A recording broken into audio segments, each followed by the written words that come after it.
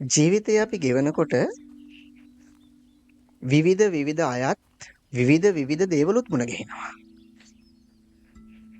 ඒ විවිධ අය මුණ ගැහෙනකොට විවිධ අය තේරුම් ගන්න අපිට බොහෝ දේවල් උවමනා නැහැ. ඒ අය තේරුම් ගන්න උදේ හවස හම්බ වෙන බොහෝ දේවල් අපිට උපකාරී වෙයි. ජීවිතේ ගෙවාගෙන යනකොට අපි කියනවානේ මෙහෙම අපෝ එයා නම් වැඩක් නැහැ. හරියට ළඟින් ගියා තව කෙනෙකුට දුකක්මයි. සමහර අය මෙහෙමත් කියනවා. එයා ළඟින් ගියොත් අපිත් ඒ කුණු ගඳ ගහන තැනටම වැටෙනවා. කියනවද නැද්ද? කියනවා. අපිත් එහෙම කියලා ඇති. ඔබත් එහෙම කියලා ඇති. ඇත්තටම කුණු ලොරියක් අරගන්නකො. අපි ඉස්සරහින් කුණු ලොරියක් යනවා. ඔබත් වාහනයක පිටිපස්සෙන් යනවා.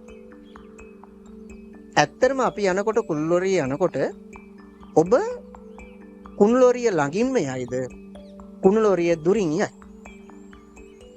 ඇත්තටම අපි යන්නේ කුණු ලොරිය ටිකක් ඈතින් පස්සට ගලා. ඇයි? ඇත්තටම අපි එහෙම යන්නේ වෙන කාරණාවක් නිසා නෙවෙයි. කුණු ලොරියේ තියෙන ගඳ අපි විඳින්න කැමති නැති නිසා. ඇත්තටම කුණු ලොරියක ගඳ විඳින්න කැමති නෑමයි අපි. එහෙම වුණොත් අපි උත්සාහ කරනවා ඒ කුණු ලොරිය ඉස්සර කරලා යන්න.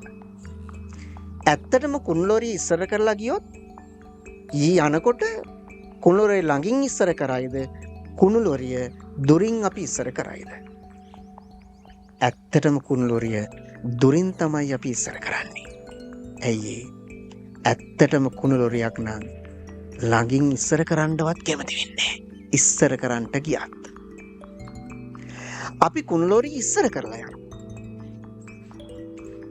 ඒ ඉස්සර කරලා ගියපු කුණු ලොරිය දිහා ඇත්තටම අපි ආපහු හැරලා බලනවද? නෑ. කුණු ලොරියක් නම් අපි ආපහු හැරෙන්නේවත් නෑ. ජීවිතේ ගෙවනකොට එහෙම වෙන්න පුළුවන්. ජීවිතේ ගෙවනකොට එහෙම වෙන්න පුළුවන්. මතක තියාගන්න. හම්බ වෙන්න පුළුවන් කුණු ලොරි වගේ මිනිස්සු. ළඟින් කිට්ටු කරන්න එපා. ඉස්සර කරලා යන්න. හැබැයි ළඟින් ඉස්සර කරන්න එපා. ඉස්සර කරලා ඉස්සරහට යන්න. කුණු ලොරියක් උනත් ආපහු හැරලා බලලා වැඩක් නැහැ. ඒත් ගඳ එනවයිනවමයි. මොකද කුණු ලොරියක් එන බව අපි දුර තියාම දැනගන්නවා. මතක තියාගන්න. ජීවිතේටත් එහෙම වෙයි. ඔබ කුණු ලොරි ළඟ ඉන්නේ නැතුව සුවඳ තියෙන තැනක ජීවත් වෙන්න. කුණු ලොරි ඉස්සර කරනකොට ඈතින් ඉස්සර කරලා ජීවිතේ දිනන්න. ඔබට ජීවිතේ ජයග්‍රහණය කරන්නට මේ ඕවදන හේතු වේවා. තෙරුවන් සරණයි.